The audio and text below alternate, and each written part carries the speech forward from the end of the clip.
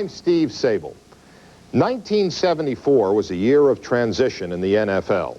Some of the changes included creating sudden death overtime and awarding franchises to Tampa Bay and Seattle. But the biggest impact that year was made by a crop of new players, arguably the best rookie class ever. Men like Jack Lambert, Lynn Swann, and Ed Too Tall Jones. Now, with such a wealth of talent, it's not surprising that a future Hall of Famer played a key role in the greatest game of 1974. The player was Roger Staubach. But ironically, it was because Captain Comeback couldn't that the NFL had one of its most improbable stories. You see, when the Cowboys and Redskins met on Thanksgiving Day 18 years ago, Staubach was knocked out of the game with a concussion. His replacement was a bench warmer named Clint Longley, who lived every Cowboys fantasy by riding, well, I don't want to give away the ending, but I'll tell you this, that what you're about to see is precisely as it first looked and sounded when we produced it for our Game of the Week show in 1974. No additional editing, no touch-ups, just football. Just the way it was way back when.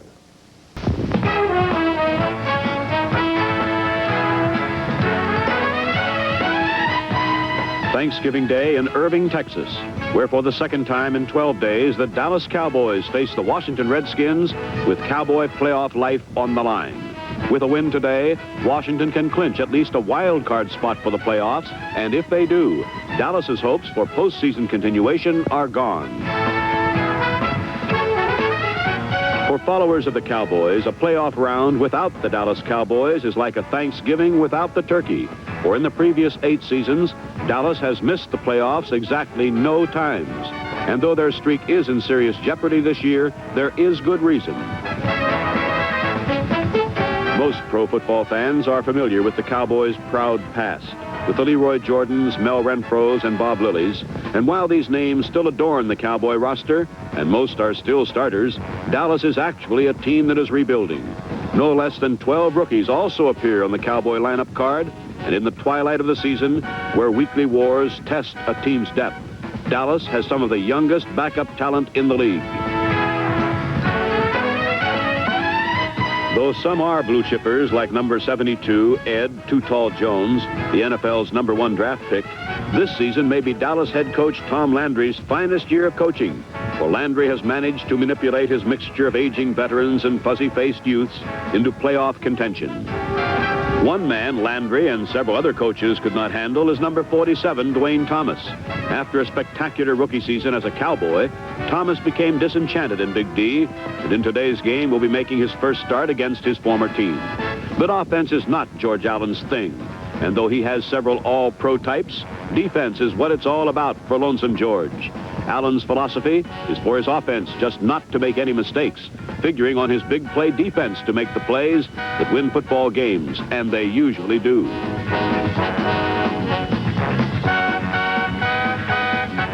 When the two teams met 12 days ago, Washington jumped to a 28-0 halftime lead. But by game's end, Dallas had clawed to within 7 points and had 4 cracks from the Washington 7-yard line. They could not punch it in. And indeed, that loss, more than any, is the one that put the Cowboys in such desperate straits. Today's game is do or die for Dallas. If they lose, they are out of it. And even if they win, it will take some long, odd circumstances to put them in the playoffs. But that's not about to draw less than a 120% effort from the desperate Dallas Cowboys as they face the Washington Redskins in the NFL Game of the Week.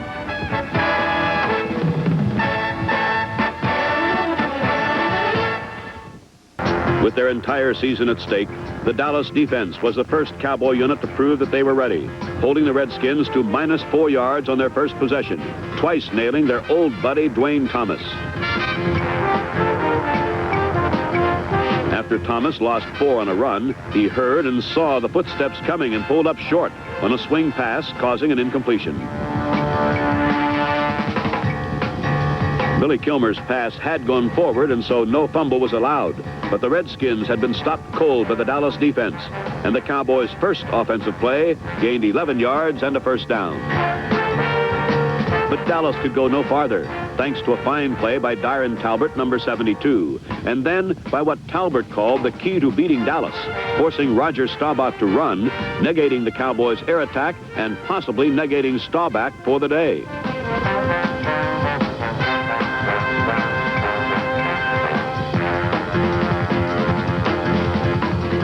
Staubach's third down scramble came up short of a first down, and Dallas was forced to punt. Or were they? With everything on the line, the Cowboys pulled all the stops, and a surprise pass from punt formation gained 37 yards. On a repeat, we can see that Dallas punter Dwayne Carroll was aware of the Redskins' penchant for blocking punts, and so wasted little time before getting off his pass. Benny Barnes, a defensive back most of the time, was a receiver this time, and Dallas completed the first big play of the Cowboys' biggest game of the year. It was an uncharacteristic mistake for George Allen's usually well-prepared special teams, which had either scored or set up a score in each of the Redskins' 4 previous games.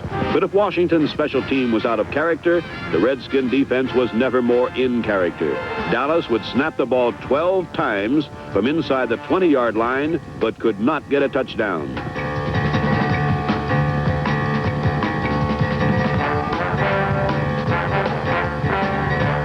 With a third and pass situation, Staubach rolled right, but pressure from Bill Brundage caused him to throw too soon and off balance, and Pat Fisher intercepted.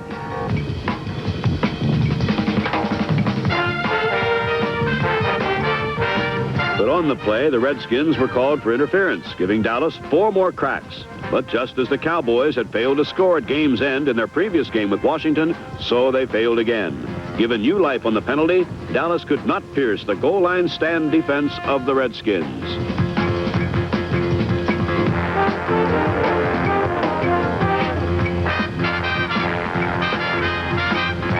After a run went nowhere, Staubach tried 2 passes, but both failed, and so unable to get a touchdown. Despite a successful 4th down fake punt and 12 plays from inside the 20, Dallas settled for a field goal and an unsatisfying 3-0 lead.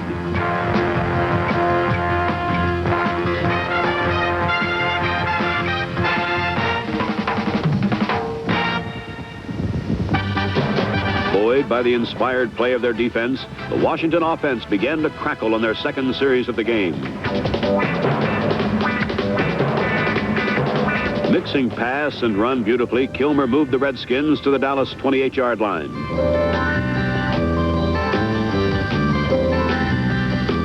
But with a 3rd and 4, Roy Jefferson dropped one that would have renewed the Washington drive with a first down. Looking at the play from ground level, we can see why the usually sure-handed Jefferson had trouble. The partial dome of Texas Stadium creates strange light and shadow patterns, and Jefferson was trying to catch a ball coming out of shadow into blinding sunlight. Washington, like Dallas, would have to settle for a field goal and a 3-3 tie at the end of the first quarter.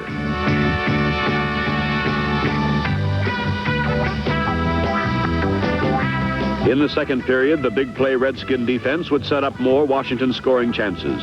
The first time, a combination of great coverage and a foolish pass by Staubach created a turnover. Linebacker Dave Robinson's interception.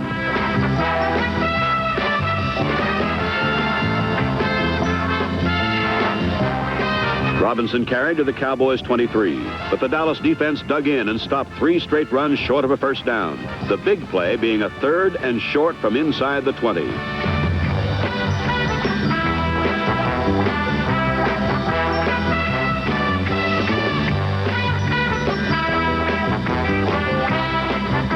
Washington again took a 3-pointer to lead 6-3, and then went about the task of stopping Roger Staubach. For the remainder of the half, Staubach would complete just 1 pass, and that didn't count when 2 offensive players touched the ball consecutively. Then, according to the Darren Talbot plan, the Redskin defense began making the plays that would win them the game if his plan were valid. By forcing Staubach to run, the Redskins hoped to knock rambling Roger out of the game. That didn't happen on this play, so Talbot, number 72, went after Staubach himself.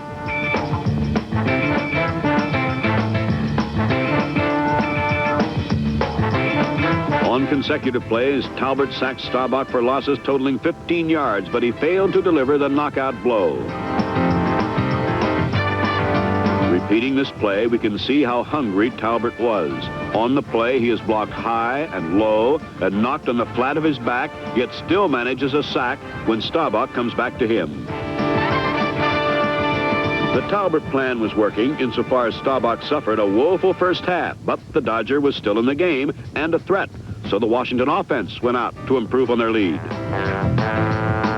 A fine play by Mark Washington stopped this pass, but Kilmer came right back on the next play with the same call and got 13 yards.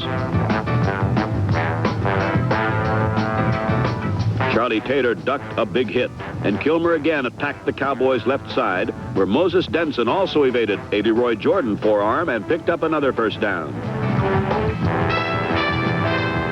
Finally, Kilmer went to the right side of the Dallas defense and nearly got 6. Charlie Taylor badly beat Benny Barnes, but caught the ball out of bounds. With time running out, the Redskins tried another field goal but missed, and so with just 17 seconds left in the half, Dallas was satisfied to run out the clock and just trail by 3 when it could have been much worse. And suddenly it got worse when Walt Garrison fumbled and Darren Talbot recovered on the Cowboy 32. Though Talbot had not accomplished his goal of knocking out Staubach, he had played a super half and was knocking out Dallas in another way with 2 sacks, tough defense against the run, and this fumble recovery that set up Mark Mosley's 3rd field goal and a 9-3 Washington lead at the half.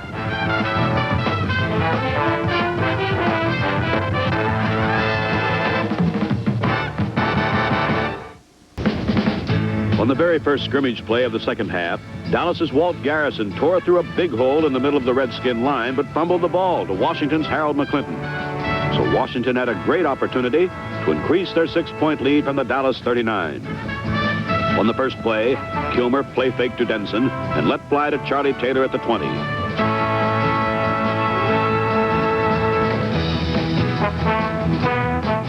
It appeared Washington would have a first down on the 1, but Charlie Taylor's reaction tells the tale. A man-in-motion penalty nullified the 38-yard gain and made it a 5-yard loss.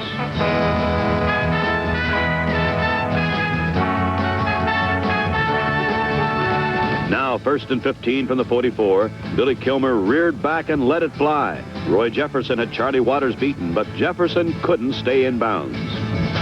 Coming up empty twice through the air, Billy the Kid turned to Moses Denson, and despite Dallas's offsides, Denson turned the right corner and just made the marker for a Redskin first down. Dealing from strength, Kilmer went on top again and hit a wide-open Jefferson for a 2nd straight first down. Now at the 9, Kilmer isolated Dwayne Thomas on Dave Edwards and looped a pass that Thomas turned into the first touchdown of the day. It was a fine effort by the much-maligned Thomas, and his teammates obviously appreciated it. Washington now had a seemingly safe 13-point lead over sputtering Dallas. On the Cowboys' next series came the turning point of the game. Roger Staubach was having one of his poorest passing days in the NFL, and he couldn't find an open receiver and ran. Staubach gained a first down, but was knocked woozy, and this proved to be the turning point of the day, for into the fray came an untried and unknown rookie quarterback named Clint Longley. Thus was realized a situation that was brought up before the game when Redskin defensive tackle Darren Talbot, number 72, said, "One of our goals is to knock Staubach out, because all they've got left is that rookie Longley." If words were ever to haunt a man, these did. So with Dallas behind by 13 and facing certain elimination from the playoffs, the burden rested squarely on the shoulders of the rookie from Abilene Christian. Longley's first pass was something less than a sensation when he overthrew Robert Newhouse in the left flat. But on his second try, he dropped back quickly, set up, and hit Walt Garrison for a first down. This innocent 10-yarder was only the beginning of better things for Clint Longley.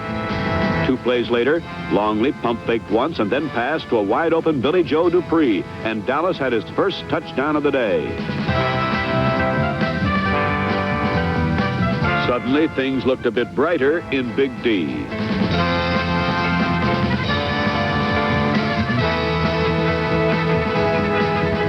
Two minutes later, Longley was at it again, and his quick arm found Dupree once more, this time for 20 yards. The big tight end from Michigan State was having one of his best days in his 2-year pro career. The Dallas offense had come alive, sparked by a very unlikely catalyst. A down and out to Drew Pearson was good for 9 more yards. Then Longley, keeping the ball in the air, pitched a strike to Charlie Young, slanting over the middle for a 14-yard gain to the Redskin 15-yard line. George Allen's vaunted over-the-hill gang was being picked clean by a raw rookie. Longley now tried for Newhouse in the end zone, and though Pat Fisher saved the touchdown, linebacker Dave Robinson was called for interference, and the Cowboys had the ball on the Washington 1. With Calvin Hill out, Walt Garrison becomes the Cowboys' bread and butter man, and Garrison sliced through for the touchdown that tied the game.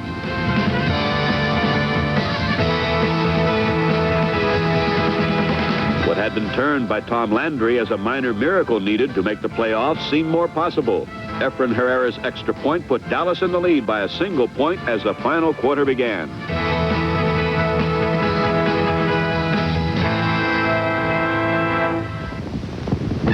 The momentum seems squarely with Dallas now, and coupled with the fact that these two teams have split their series every year since George Allen took over the Skins, it seemed things were finally going Dallas's way. But Billy Kilmer just got off a pass that somehow found its way into Roy Jefferson's arms 38 yards away. This served as a sudden reminder that Washington wasn't giving up the game. And sure enough, from the 19, former teammate Dwayne Thomas broke free for a Washington touchdown that put them back in command 23-17.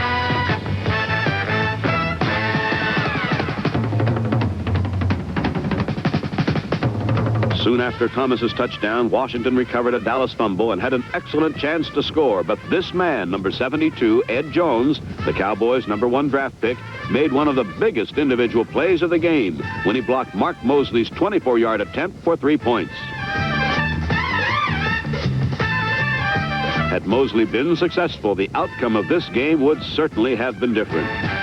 Dallas had a new life, but couldn't cash in as the Skins' defense played tough. Though Longley got the ball away, he was under constant pressure, this time from the quotable Mr. Talbert.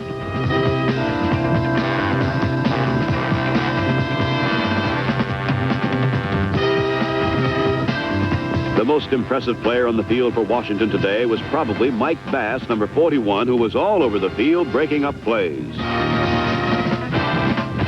Bass, now in his 7th season, has long been considered one of the NFL's premier cornerbacks, but this year has been his best so far. Bass figured in a significant play later in the 4th quarter when Longley had his team moving well and hit Drew Pearson for 20 yards. Pat Fisher helped him cough up the football, and the ubiquitous Mr. Bass was there at the right time to halt the Dallas drive.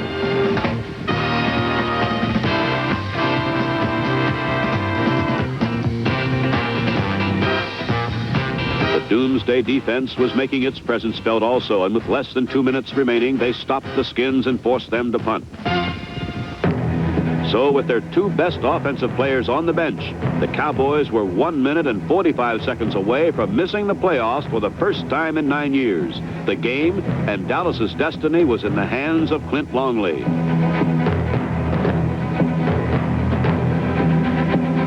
On first down, the rookie was caught for a loss on a great play by old-timer Ron McDowell. Luckily for Dallas, a face mask penalty wiped out the loss, but on 3rd and 7, Longley couldn't locate any free receivers and was forced to sprint out of the pocket toward the sidelines.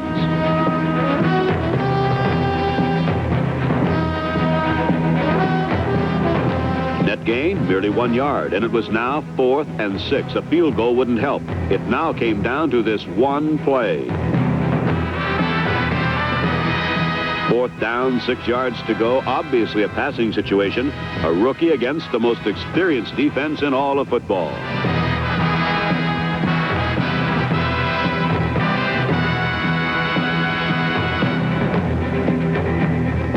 Longley's pass was complete, caught by an old hand, Bob Hayes, and Dallas had their desperately needed first down. But the Cowboys were 50 yards away, 35 seconds left to play. 50 yards and 35 seconds away from extinction for the Dallas Cowboys.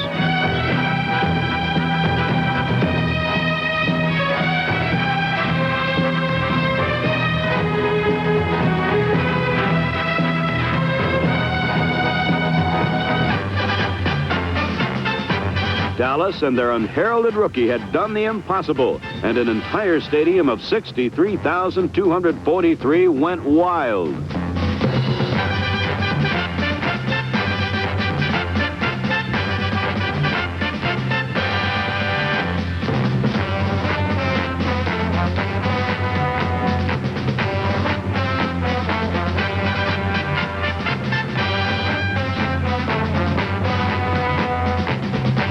There were still 28 seconds left, and as everyone knew, anything could happen. The number 75, Jethro Pugh, separated Kilmer from the ball, and number 79, Harvey Martin, recovered it, and the Redskins were dead.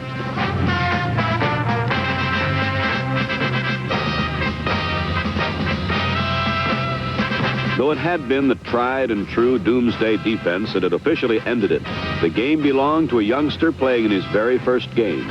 Clint Longley, with his incredible passing performance, had captured the fancy of a packed stadium and a national television audience, and had plunged his team right back in the thick of playoff possibilities.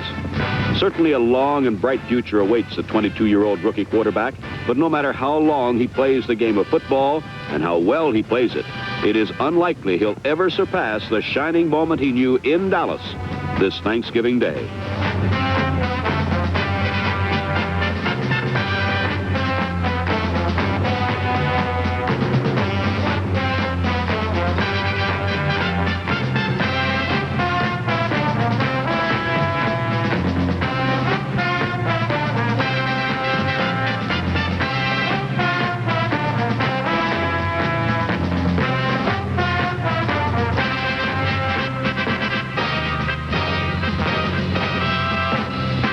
Final score in a memorable game: the Dallas Cowboys 24, the Washington Redskins 23.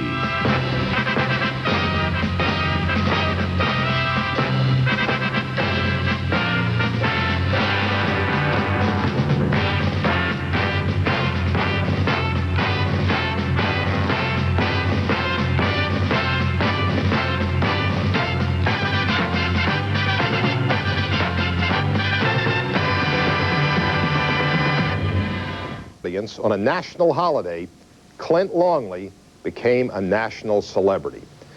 But his story proved to be as short as it was inspiring. He may have captured the country's imagination that day, but reality set in the next week when Roger Staubach returned to the lineup.